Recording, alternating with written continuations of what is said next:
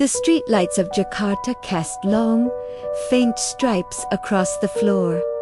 Filtering through the blinds, I woke up to a sound I'd never heard before. It wasn't the usual creak of branches scraping against the tin roof, but a soft, steady tapping. It sounded like someone was knocking on my bedroom window. I held my breath, every muscle tense, just listening. The tapping moved, a chilling journey from the window to the walls, then down to the floor. It was as if something was slowly, methodically exploring my apartment. I snatched my phone from the nightstand. The screen's glare pierced the darkness, showing a message from the building manager. "Do not open the door. There has been an incident at the nearby mental hospital." My heart hammered against my ribs. Then another message popped up, this one from an anonymous number. "They are not patients. They are people who have been dead for a long time."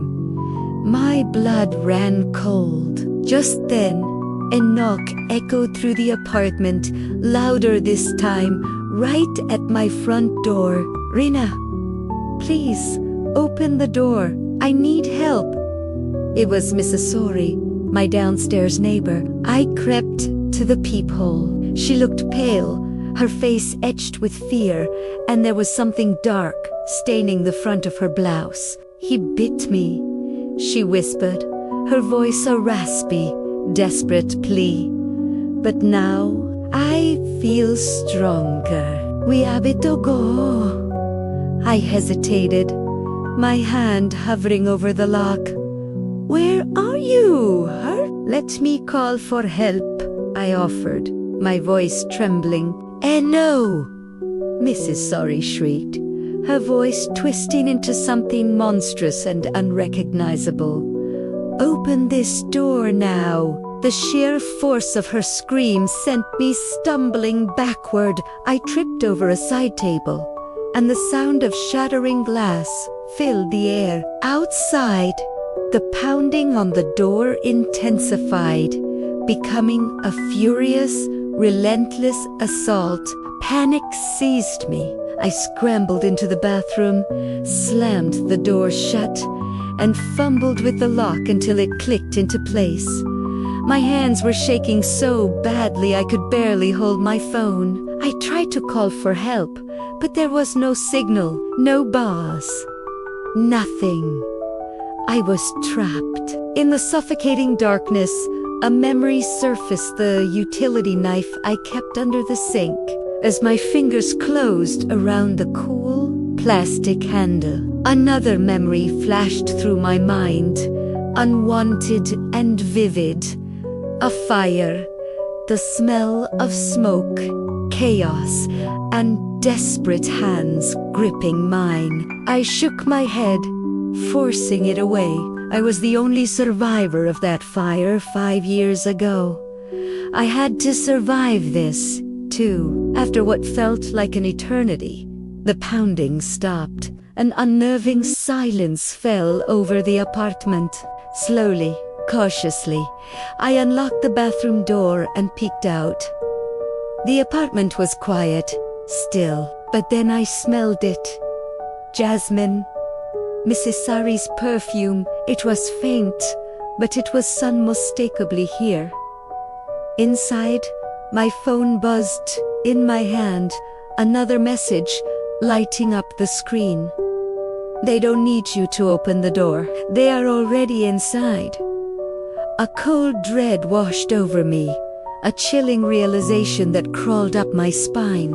The scent of jasmine grew stronger, now mingled with a faint, acrid smell of smoke. Primera vez queda away, my eyes darting around the room, heading toward my bedroom.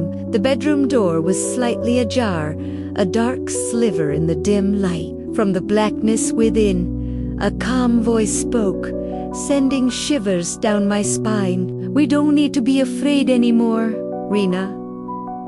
Mrs. Sori stepped out of the shadows, Her skin was ghostly pale, her eyes deep, endless pools of black. The wound on her shoulder was gone. How did you get in? I stammered, raising the utility knife, the blade trembling in my grip. We are no longer limited by doors, Mrs. Sori said, her voice soft, almost soothing. We have awakened. We are everywhere. A surge of pure panic propelled me forward. I lunged for the front door, yanking on the handle, but it wouldn't budge. It was sealed shut. This isn't the end, Reena. It's the beginning, Mrs. Sori said from behind me. All of us have been dead for a long time. You too, Reena. You died in the fire. The words hit me like a physical blow. The memories I'd suppressed for so long came rushing back, the blare of fire alarms, the thick, choking smoke, the intense heat of the door handle as I tried to escape. No, I whispered, my voice barely audible. The knife slipped from my numb fingers and clattered to the floor. We all have our nightmares, Mrs. Sori said gently, her voice filled with a strange sympathy. Until you accept the truth, you were trapped here, just like all of us. I looked down at my hands, flexing my fingers. Then, on some unseen impulse, I reached out toward the wall beside me. My hand didn't stop. It passed right through the solid surface into a cold, empty nothingness.